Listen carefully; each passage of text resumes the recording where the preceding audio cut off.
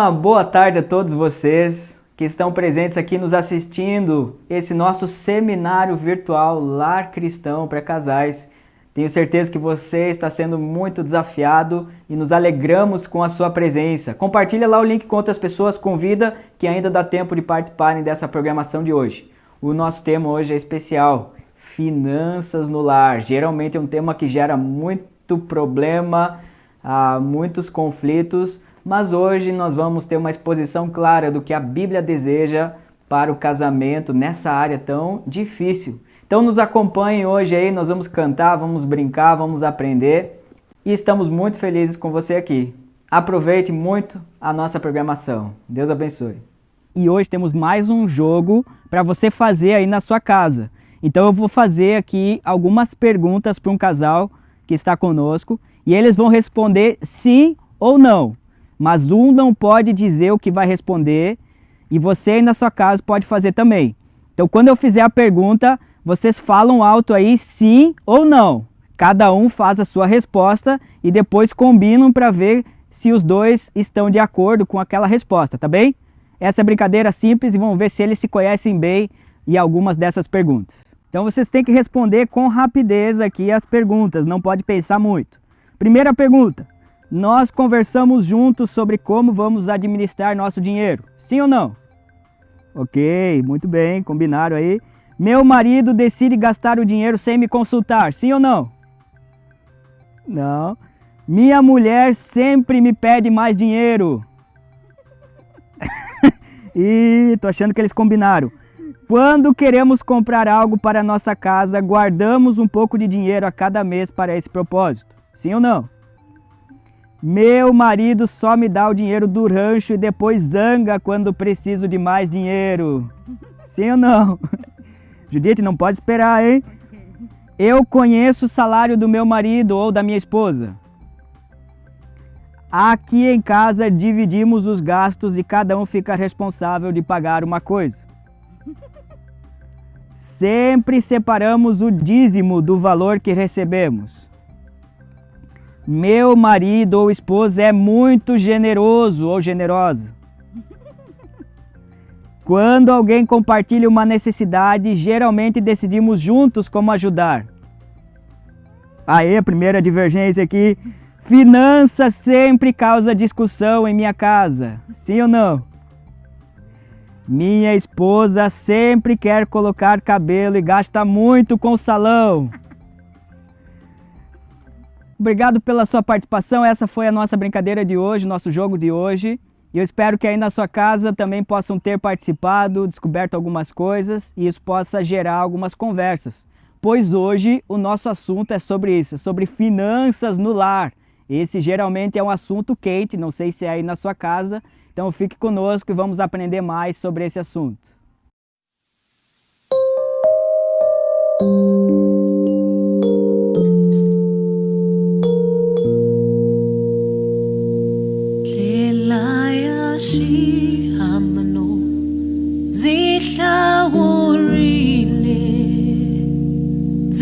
Tama kayo na ambiswi no zitebe yeso muponisi wanga utanzi hlulela miringo dlela yashihambano zihlawurile zitatsama kayo na ambiswi no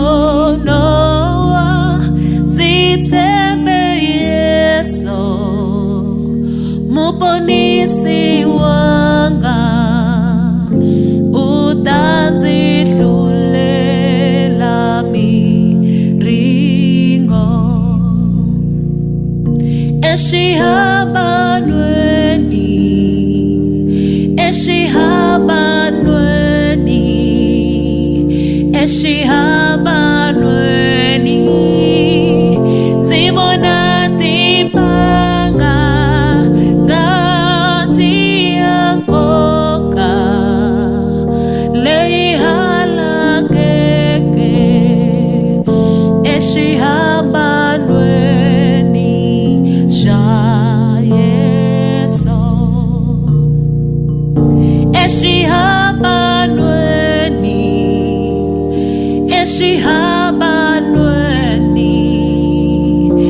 eshihambanweni sibona timanga ongati yangoka leyi halakeke eshihambanweni xa Yeso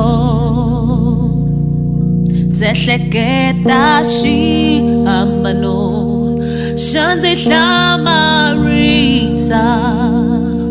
ndzi ehleketa Yeso ndzi vona timanga ngati ya nkoka leyi halakeke eshihambanweni xa Yeso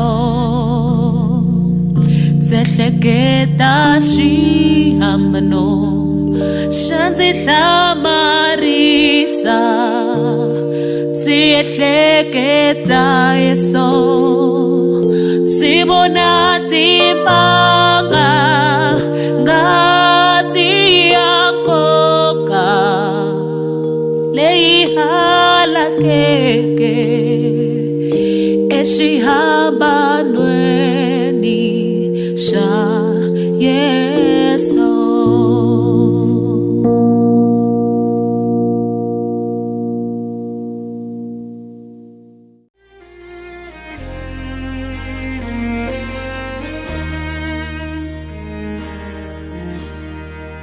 Só em Cristo posso confiar. É minha força, luz, canção, lugar seguro nele achei, rocha que não se abala.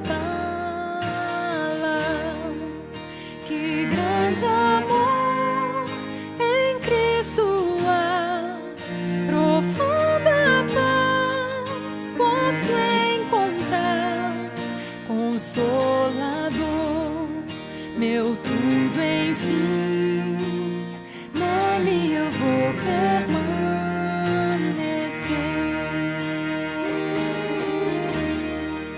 Só Cristo homem se tornou, frágil bebê, mas pleno Deus, que dom de amor, justiça e paz, a salvação que a todos traz.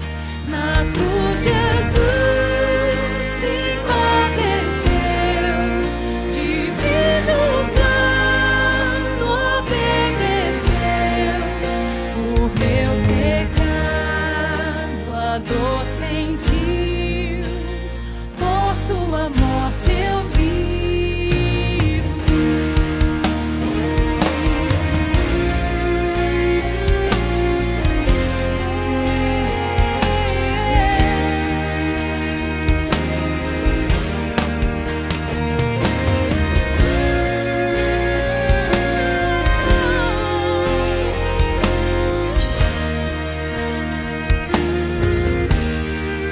Seu corpo inerte ali ficou, luz que ante as trevas se apagou.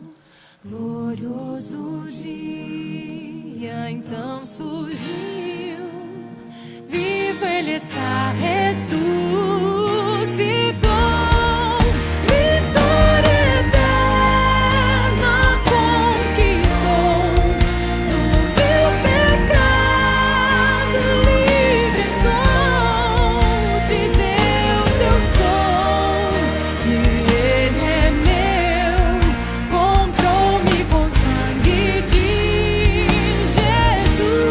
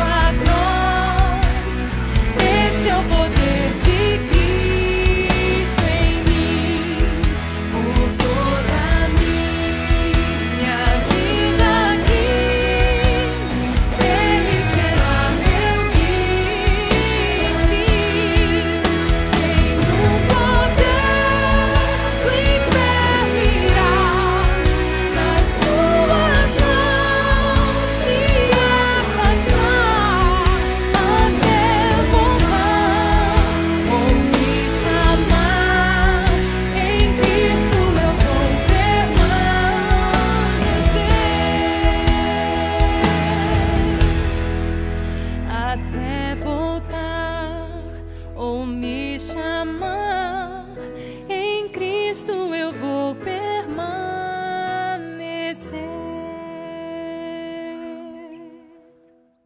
Durante o nosso programa hoje nós já brincamos, já cantamos e agora vamos entrar para um momento muito importante, que é o momento do aprendizado bíblico.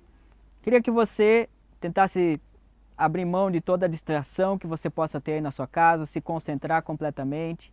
E antes disso, então, eu gostaria de orar para que Deus fale aos nossos corações e que nós possamos realmente ser desafiados com esse tema tão difícil, que é de finanças no nosso casamento. Então vamos falar com Deus. Senhor Deus, muito obrigado, porque até aqui temos aprendido como ter um lar cristão, como o Senhor deseja que seja o nosso casamento, como o Senhor criou o lar, como deve ser a nossa comunicação entre o casal, como nós devemos lidar e ensinar os nossos filhos essa tarefa tão importante que o Senhor nos deu. E hoje, mais uma vez, queremos aprender do Senhor. Queremos saber como administrar melhor o nosso dinheiro, como casal, para evitar conflitos e para glorificar o Teu nome. Nós agradecemos por essa oportunidade, que apesar da pandemia, nós podemos em nossas casas aprender como ter um lar cristão. Que o Senhor nos desafie e que o Senhor nos transforme. É o nosso pedido no nome de Jesus. Querido noivo, querido casado, finanças.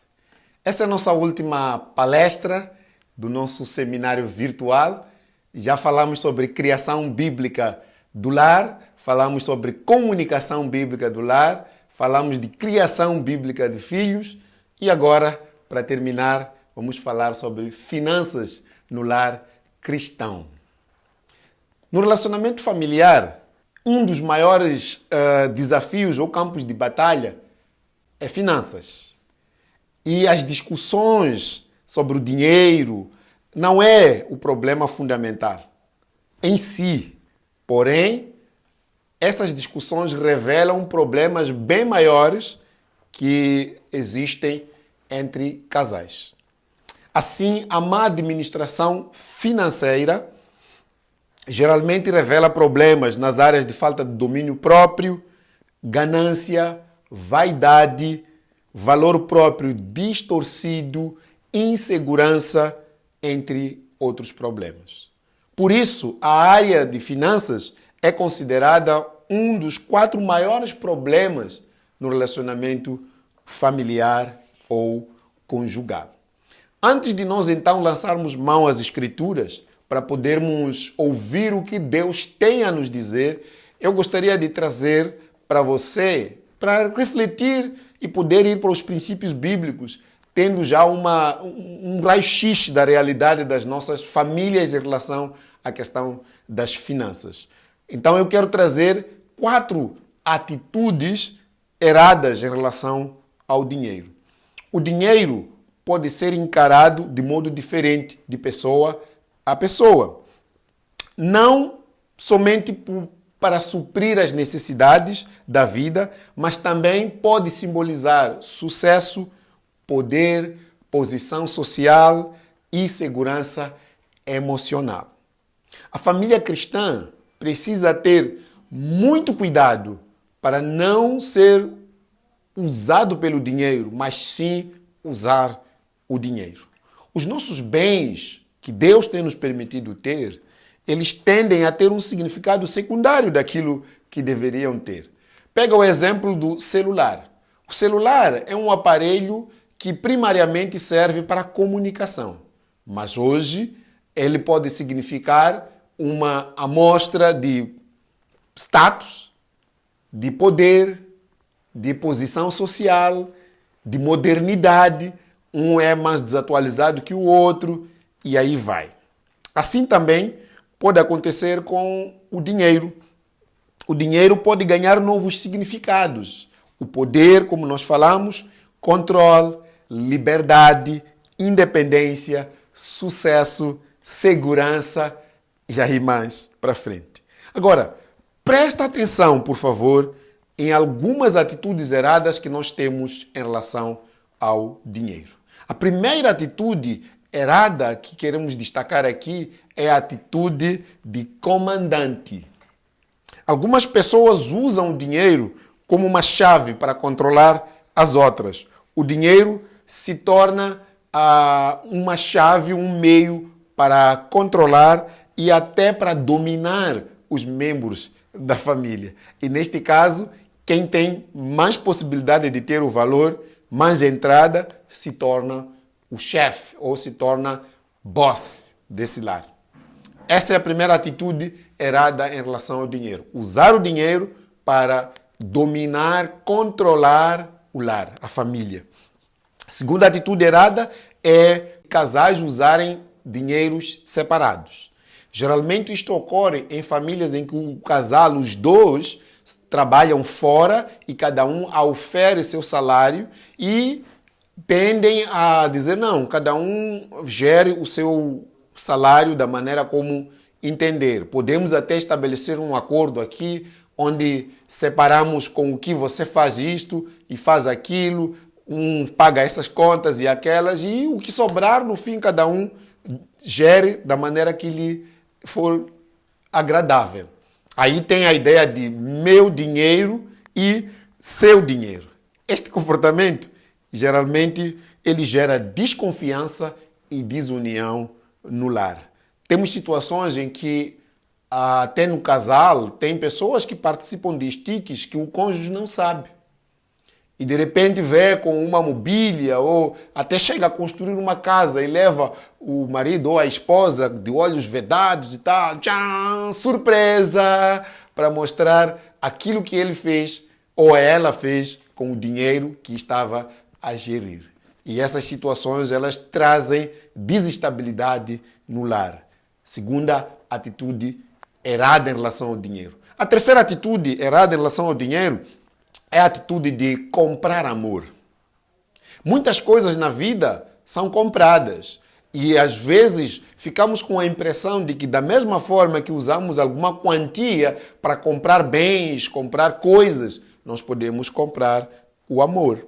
Essa tendência muitas vezes acontece nas pessoas que são ausentes. Por exemplo, o marido que é ausente na família, como é que ele vai ganhar a atenção, o amor e o carinho dos filhos? Ele vai procurar, então, comprar presente para os filhos para justificar sua falta de presença no lar. E isso também pode acontecer entre marido e mulher. Ela reclama e, para não reclamar, ele procura alguma coisa que ela tanto deseja, que às vezes pode até ser muito cara, mas ele tem que ir atrás porque quer uma aparente paz no lar. Compra aquilo, vou comprar isso para fechar a boca dela, ela não vai reclamar, não vai falar mais sobre minha ausência. E com isso também há uma troca de favores entre o casal. E que muitas vezes esse casal, até mesmo no campo da área sexual, se comportam como se fossem prostitutas, que vão simplesmente trocar favores. Se eu fizer isso, então, como recompensa, terá isso. Desculpe, querido irmão, sem querer ofender, isso não é outra coisa a não ser prostituição. E, infelizmente, às vezes acontece dentro das famílias cristãs. Atitude de comprar amor. Essa atitude é errada. A quarta e última atitude que destacamos aqui é a atitude de deixa que eu pago. A ideia daquela pessoa que gosta de impressionar os outros. Na comunidade onde ele está, no meio dos relacionamentos, ele é quem paga chapa, ele é quem paga combustível quando vai, ele é quem paga comida no restaurante e ele gasta tudo que tem e muitas vezes até o que ele não tem.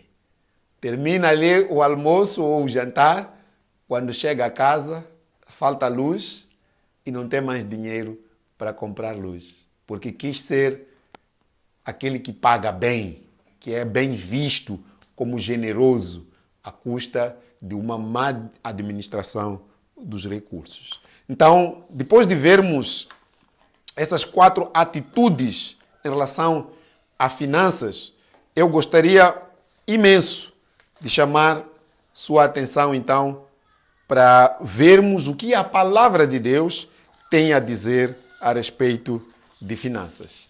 Princípios bíblicos para a gestão de finanças do lar. Primeiro princípio, queremos destacar Salmos número 24, vai nos ajudar. Salmo número 24. Queremos ler ali os versículos 1 e o versículo 2.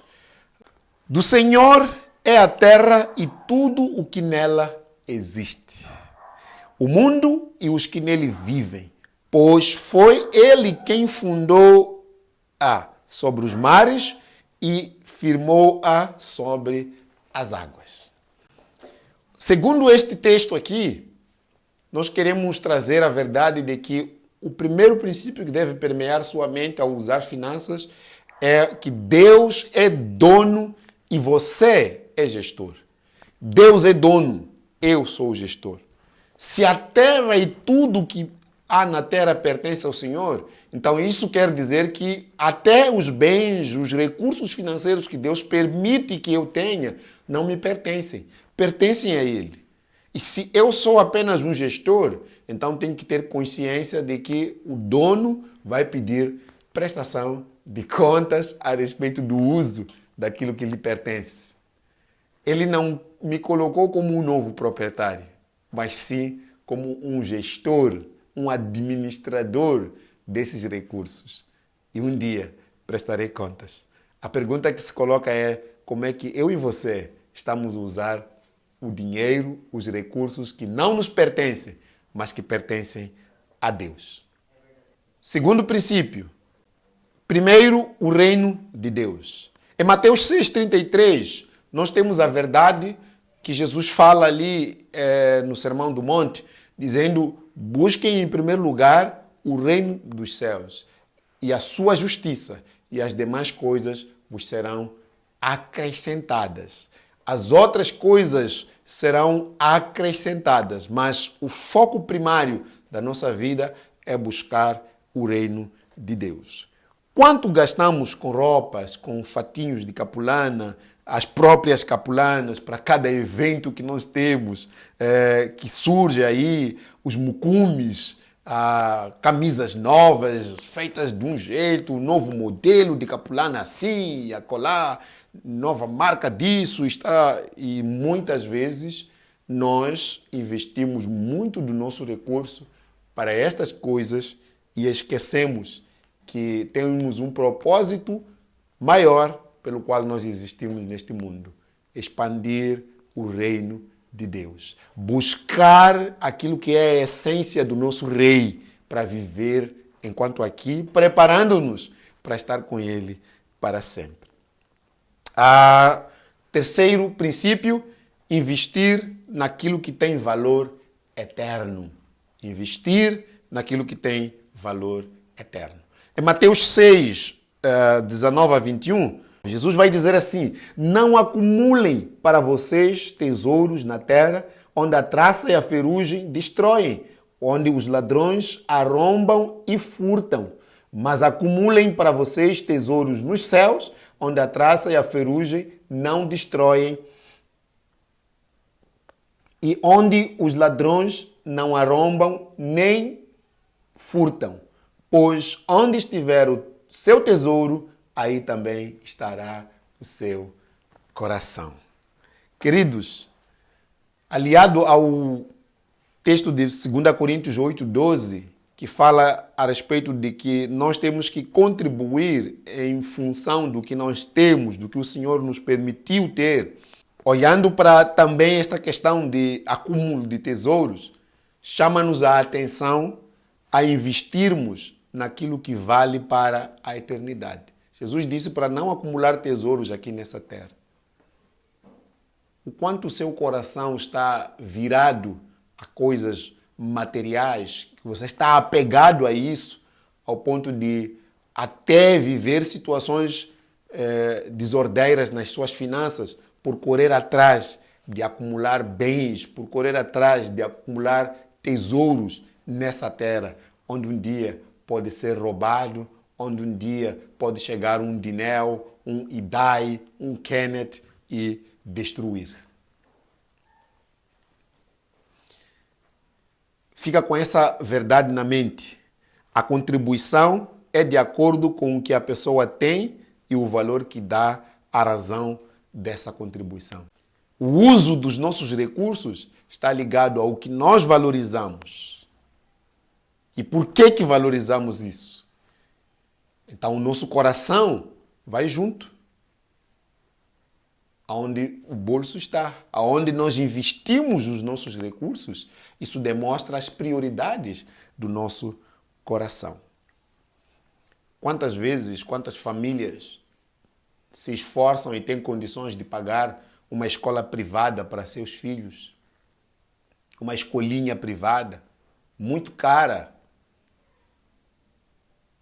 O problema não é pagar ou não uma escola privada. É quando eu consigo fazer isso, mas não consigo comprar uma Bíblia para o meu filho aprender do Criador e dos princípios dele para viver aqui. Quando eu não consigo comprar um material para ele usar na escola bíblica dominical, eu não tenho dinheiro. Mas eu tenho dinheiro para pagar uma escola cara, para pagar uma carinha escolar.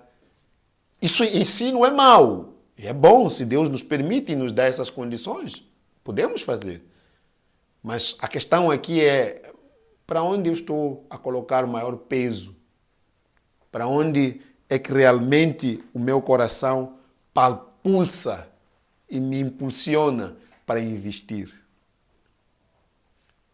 Famílias que gastam dinheiro em comprar vários canais para poderem assistir filmes, novelas e todo dia televisor ligado em casa, mas no fim, ao cabo, o que está-se a aprender e ficar é lixo.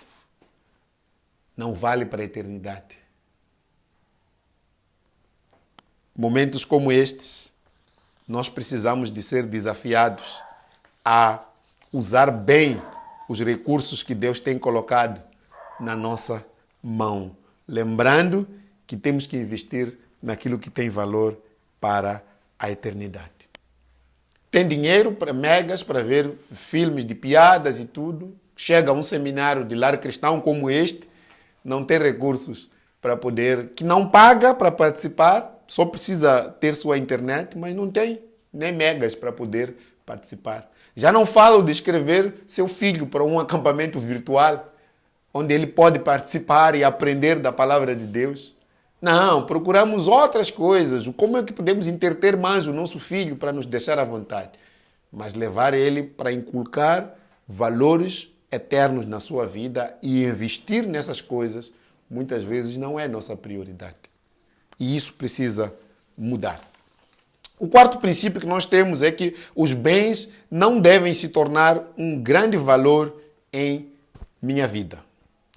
Olhando para Tiago 1, versículo 9 até 11, Tiago, capítulo 1, versículo 9 até 11, nós podemos perceber que o autor aqui nos leva a perceber que os nossos bens, eles podem evaporar. Hoje podemos ter e amanhã podemos não ter. É só lembrar de prédios, de casas, de carros, bens que as pessoas tinham antes de catástrofes naturais que nós passamos por elas aqui em Moçambique e que depois, em algumas horas, em alguns minutos, tudo isso se perdeu. Então isso chama-nos a atenção a não colocarmos um valor inestimável nas coisas que Deus nos deu para usar, mas sim entendermos que elas não usam a nós, mas nós é que usamos esses bens que Deus nos permitiu ter. Lembrando que em algum momento podemos até não ter. Já viu pais que espancam seus filhos, que chega até a criar danos físicos e emocionais para o seu filho, porque ele deixou cair um copo, um prato, algo que estava na cristaleira, que estava num lugar de destaque na casa, um objeto, um vaso caríssimo, que era de tanta estima dos pais. E no lugar de disciplinar o filho por ter feito alguma coisa errada, ele vai para espancar o filho porque está muito chateado pelo fato dele ter quebrado um vaso, um prato, um copo, porque tinha um significado muito especial para a sua vida. Isso é inversão de valores. Nós temos que lembrar que a palavra de Deus nos chama a dar mais valor àquilo que é eterno, à vida das pessoas que Ele nos colocou e não nas coisas que nós temos para o uso. O outro princípio, aprender a distinguir entre necessidade e desejo. Olhando para Filipenses 4:19, Paulo faz uma oração para os irmãos de Filipe, da igreja de Filipe ali, a colocar que Deus possa suprir as necessidades deles. Agora, quando nós não temos uma clara distinção entre necessidade e desejos, nós corremos atrás muitas vezes dos desejos e abrimos mão, sufocamos aquilo que é a necessidade.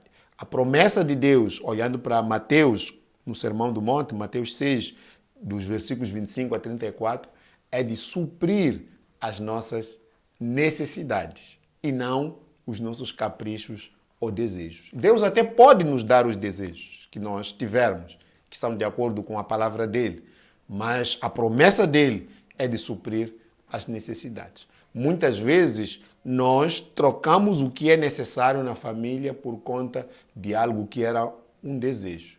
Imagina alguém que sai com amigos, come no restaurante, compra roupa nova, acaba de comprar um fato novo, compra fatinho novo de capulana, daqui a pouco tem que fazer dívida para pagar fatura de água. Daqui a pouco tem que fazer dívida para comprar energia em casa. Daqui a pouco tem que ir no vizinho pedir arroz para poder cozinhar em casa. Então ele trocou coisas que são desejos, são boas, mas elas não são essenciais para a vida.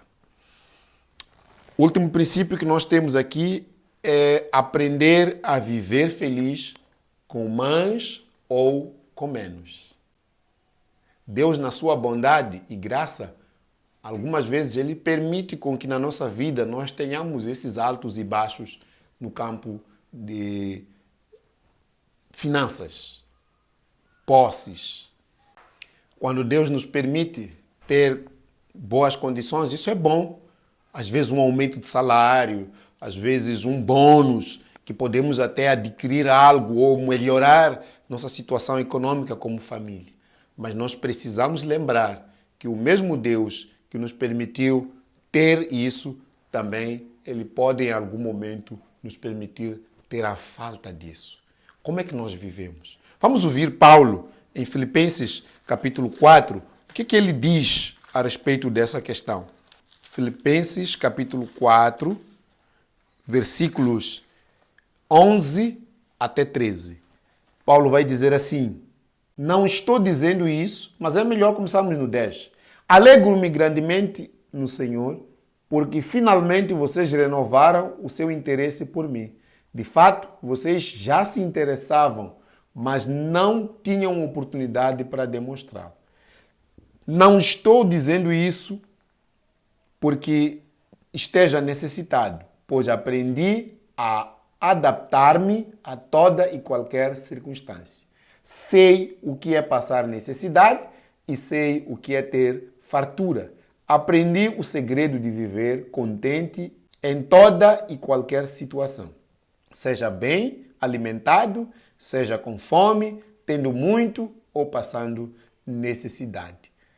Tudo posso naquele que me fortalece.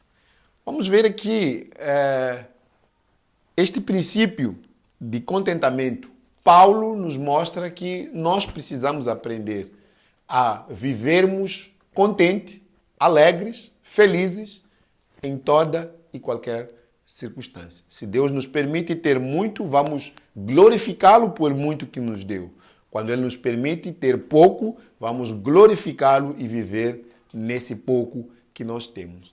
Tem famílias que chegam até a ter problemas sérios, até no relacionamento sexual, conjugal, porque tem falta de dinheiro no bolso. Como se o dinheiro fosse uma chave que ativa o relacionamento do casal. Isso é inversão de valores. Precisamos convencer nossa mente e nosso coração, à luz das Escrituras, que nós precisamos aprender a viver tanto com o muito quando Deus nos der e o pouco quando Deus decidir tirar algo que já nos tenha dado. Então esse é o nosso último princípio. E só para lembrar, situações como crise que a Covid trouxe no mundo inteiro, muitas famílias perderam empregos, as estatísticas são muito altas sobre essa questão, em especial aqui em Moçambique, e alguns passaram a receber metade do que recebiam no mês como salário. E agora, como viver? É nessa hora que essas verdades da palavra nos ajudam a entender que Deus é muito sábio em nos dar orientações e para nos preparar até para momentos como esses. E podemos ir a este livro sagrado, a Bíblia, e podemos aprender a respeito de como temos que lidar. Quero trazer aqui, por fim, como ganhar liberdade financeira. Já falamos sobre atitudes erradas em relação ao dinheiro, que é a ideia de atitude de comandante, a atitude de comprar amor. Falamos também da atitude do deixa eu pago. Falamos da atitude de dinheiros separados. Falamos agora dos princípios que Deus nos dá na sua palavra e queremos então falar como ganhar a liberdade financeira. O que seria então liberdade financeira? É correr à frente, planear o uso do dinheiro e não correr atrás pagando dívidas. De maneira geral, é ter antes de comprar. A liberdade financeira traz para as nossas famílias vários benefícios. O primeiro, um dos benefícios que podemos ter é a paz e tranquilidade, a oportunidade de exercer domínio próprio, autocontrole. Também pode nos trazer a possibilidade de ajudar outras pessoas e a harmonia e contentamento no nosso lar. Só que a liberdade financeira não é uma coisa que cai assim do nada. É algo que vem por atitudes corretas do coração, valores corretos, bíblicos, planeamento, que é a questão do orçamento, e a prática daquilo que foi resolvido que seria usado no orçamento. Aí entra então a questão do domínio próprio. Quando você vê aquela coisa que você tanto deseja, sonha ter e tem o dinheiro no bolso, mas aquele dinheiro no orçamento está escrito que tem que comprar isso, o seu domínio próprio, que é um dos gomos do fruto do Espírito Santo, vai mostrar que você precisa seguir o que está no plano, no orçamento, e não o que o seu coração deseja nesse momento. O que fazer então com essas verdades todas? Em oração, como casal, no caso, se vocês ainda são noivos, é hora de ver esses princípios e buscar pensar como vocês poderão introduzir esses princípios no contexto da vossa vida ao entrar no casamento. Esta é a hora de estudar e conversar sobre esses assuntos, preparando-se. Como casal que já vivem juntos, em oração, buscar as prioridades da família, estabelecer essas prioridades, vendo as entradas que Deus tem dado, quais são as despesas fixas, necessárias para a vida diária da família e então ver quais são as despesas variáveis que dependem de algum saldo no mês ou não. Por outro lado, procurar fazer pequena poupança, guardando. Às vezes nós precisamos comprar, adquirir móveis. O que nos faz entrar muitas vezes nos chitiques é a falta de domínio próprio. Porque o mesmo dinheiro que eu entrego mensalmente naquele grupo de stick, eu posso colocar esse valor numa conta no banco, que quando chegar a quantia que eu preciso para comprar o certo bem para a família, eu posso ir usar aquele valor. E não corro o risco de aquele que está no grupo falhar de dar o valor porque não recebeu, porque diminuíram o salário e aconteceu no mês que você que tinha que receber E isso começa a gerar problemas de relacionamento com estas pessoas. Evite pagar em prestações ou levar para pagar depois. Provérbios 22:7 vai dizer que aquele que empresta, que pede emprestado, se torna escravo daquele que o empresta. E Provérbios também vai dizer por que você vai deixar levar seus bens, tratando ali no contexto de participar de empréstimos como testemunha. Então são coisas que precisamos de pensar muito bem antes de fazermos. Fazendo isso, evitando correr atrás de dívidas, vai nos permitir ter a liberdade de contribuir para o avanço da obra do Senhor, que muitas vezes tem famílias que já não dão nem dízimo, nem ofertas, porque estão a correr atrás de pagar dívidas. Quando entra o salário, só consegue viver 5 dias. O resto dos dias ele tem que viver fazendo empréstimos. Por isso, quando chega o valor, tem que pagar todas as dívidas que tem e não tem com o que viver o mês a seguir. Muitas vezes isso não tem a ver com quantia, tem a ver com princípios de vida que nós temos que regem as nossas finanças. Com isso também podemos ter a oportunidade de praticar a generosidade, ajudar os outros. Tem um site que pode lhe ajudar, com um exemplo de planilhas lá, de como pode fazer o orçamento, o previsto e o que realmente entra, as despesas, gastos, que isso pode aliviar ou ajudar a família a começar a desenvolver uma mentalidade de uma boa administração financeira e responsável no caso. Vamos colocar aí o site e você pode então anotar e poder usar para essa planilha. Pode ser um exemplo que venha te ajudar. Em jeito de conclusão, precisamos com urgência clamar ao Senhor, curvarmos-nos diante de Deus, reconhecendo nossas atitudes erradas em relação ao dinheiro.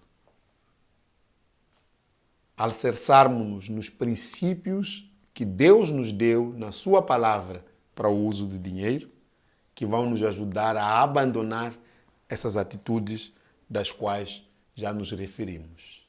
Que Deus possa ricamente abençoar sua vida. Você que vai participar, um pequeno grupo, tem aí as perguntas para responder. Feche seus olhos. Senhor Deus, muito obrigado por nos permitir ouvir verdades da Tua palavra, que são verdades eternas, absolutas, inegociáveis, que nos ajudam a perceber que Deus tem uma orientação da Sua vontade para o uso das finanças que coloca nas nossas famílias. Dobra o nosso coração, Senhor, e permita com que humildemente nos acheguemos a Ti e busquemos onde nós estamos a errar, que muitas das vezes traz confusão no nosso lar. Vivemos discutindo toda hora e a razão é porque temos princípios errados e avariados, egoístas do nosso coração para o uso das finanças e não é o que glorifica o Teu nome. Sabemos, Senhor, que se com fé decidirmos, debaixo da Tua graça, buscarmos a verdade da Tua palavra, nossas famílias jamais serão as mesmas. Por isso que clamamos a Ti, no nome precioso do Senhor, que este seminário venha a ajudar-nos a alinharmos-nos com a Tua palavra. Em Cristo Jesus. Amém. Sabe, nesse seminário, talvez você está terminando ele com aquela sensação, sim, tudo isso é muito bom, tudo isso é muito importante, são verdades profundas, eu quero tanto isso para minha família, mas você não sabe nem por onde começar. Eu quero dizer para você que se o Senhor Jesus não estiver no seu lar, vai ser impossível praticar todos esses princípios. Vai ser impossível ter uma boa comunicação com a sua esposa, aprender a perdoar, a ser perdoado, a pedir perdão. Vai ser impossível criar filhos, vai ser muito difícil porque os desafios são tão grandes. Vai ser difícil entrar em consenso em como administrar as finanças do seu lar. O Salmo 127, versículo 1 diz assim: Se não for o Senhor o construtor da casa, será inútil trabalhar na construção. Se o Senhor Jesus não estiver no seu lar, vai ser impossível encontrar a paz, a felicidade no lar. Vai ser impossível encontrar uma amizade profunda entre o casal. E aí você diga então, mas ok, missionário Diogo, o que eu faço então? Eu quero te convidar nesse dia, você confiar sua vida a Jesus. A Bíblia diz que todos nós somos pecadores, que não há nenhum justo, não há ninguém que busque a Deus por natureza. Nós estamos condenados a essa separação, a essa morte eterna. Romanos 3:23 diz que todos nós pecamos e estamos destituídos, separados da glória de Deus. Romanos 6:23 diz que o salário do pecado é a morte. Nós estamos condenados, não há solução, não há esperança para uma vida sem Jesus. Um lar sem Jesus é muito difícil encontrar a paz e o caminho. Mas a Bíblia diz, em Romanos 6:23 ainda, que além do salário do pecado ser a morte, o dom gratuito de Deus é a vida eterna. Deus te oferece um presente gratuito, como uma prova do amor dele por você, em que Jesus morreu por você. Ele deu a sua vida. A Bíblia diz que o justo morreu por nós injustos. Aquele que não tinha pecado se fez pecado por nós para que encontrássemos a justiça de Deus. A prova do amor de Deus foi que Cristo deu a sua vida em favor de você e eu, pecadores. A Bíblia diz isso em Romanos 5:8. E agora, então, Romanos 10, versículo 9, versículo 10, pode dar essa orientação do que eu devo fazer. Lá ele diz assim, se com a tua boca confessares, com o teu coração creres que Jesus é o Senhor, que ressuscitou dentre os mortos, então você pode ser salvo. Se você quer encontrar uma paz, esperança, um futuro para o seu lar, confie sua vida a Jesus Cristo. Não perca tempo, não se demore. Pare de dividir a glória de Deus com outras coisas dessa terra. Entregue-se completamente a Jesus Cristo. Confie nele como seu único Deus e suficiente Salvador. Em João capítulo 14, versículo 6, a Bíblia diz que ele é o caminho, a verdade e a vida. Ninguém vai ao Pai a não ser por ele. A única maneira de você encontrar a vida eterna, a esperança, o perdão dos seus pecados, é quando você confiar sua vida a Jesus Cristo. Declará-lo como seu Deus, como seu Senhor, aquele que morreu por você, provou seu amor por você e que ressuscitou dentre os mortos.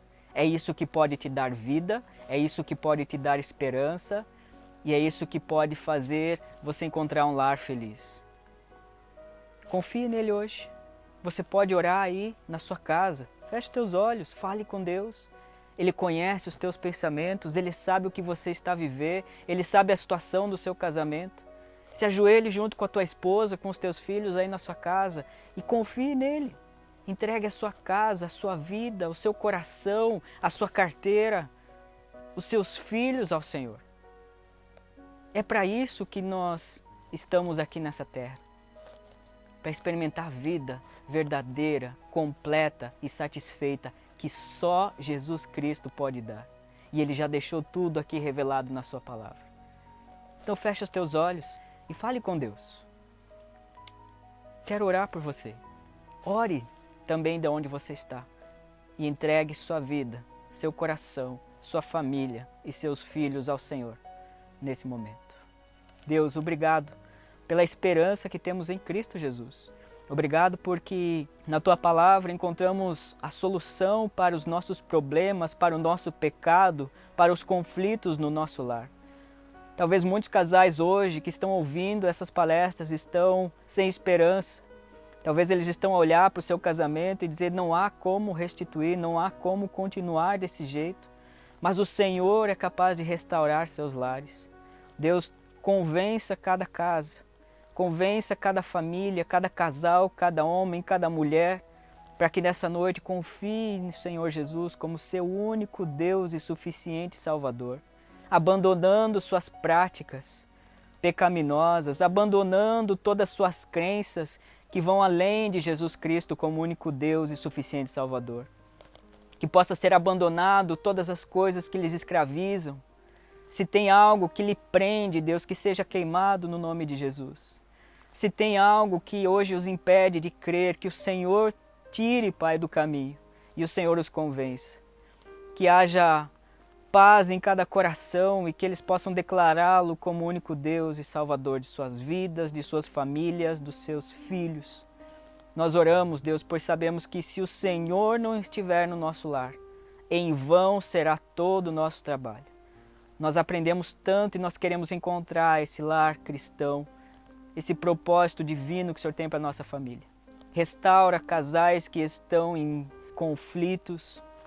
Restaura, Pai, relacionamentos entre marido e esposa, pai e filho, mãe e filha, pois nós sabemos que o Senhor pode fazer isso.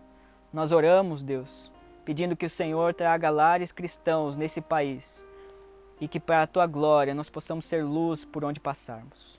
No nome de Jesus. Amém. Estamos agora a encerrar o nosso seminário Lar Cristão. Mas já? Passou rápido, hein, Gunn? Eu pensei que tivesse mais ainda. Ixi, mano, eu também. Foi tão bom, aprendi tanto. Fui tão desafiado. Mas e agora? Será que acabou? Como é que vai ser agora a nossa vida sem o seminário? Olha, o seminário veio para nos ensinar a palavra. Agora é viver o que a palavra nos ensinou, não é verdade? Fomos desafiados e agora é, com coragem, caminhar. Mas... Que isso? Tá quente? Tá quente? Quente. Quente. Que tem mais ainda? Assuntos quentes! Quando terminamos agora, depois de uma conversa sobre essa palestra de finanças que acabamos de ter, você e o seu esposo, já não teremos mais pequeno grupo, ok? Então você, o seu esposo, sua esposa, você noivo, noiva, vão conversar sobre esse assunto, mas ainda tem uma live para assistir sobre assuntos quentes. Pegamos alguns aspectos práticos da vida diária do lar e estamos a procurar responder biblicamente. Aquelas perguntas, então, que às vezes a gente não tem tanta coragem de fazer, vão responder, é isso? Não precisa fazer a pergunta, que já está lá a resposta. Só precisa ouvir a resposta e aí colocar em prática. Lembrei de uma coisa. Se você perdeu alguma palestra, não fique preocupado, porque você vai poder assistir depois todas essas palestras, vai poder baixar do seu computador, partilhar com outras pessoas, quem sabe pode até reunir um grupo de casais e assistir essas programações na sua casa e aprender tudo isso de novo, rever essas matérias, porque eu tenho certeza que ela impactou a sua vida, assim como impactou a minha vida também. Então, se você quiser, entra lá no canal da Palavra da Vida no YouTube, acompanhe as programações, elas vão estar disponíveis aí para você a qualquer momento e qualquer lugar. Então, isso quer dizer que esse seminário foi realizado esse fim de semana, mas veio para ficar na vida das pessoas. Isso, aproveita bastante aí com outras pessoas. Que Deus te abençoe. Tchau, tchau. Tchau.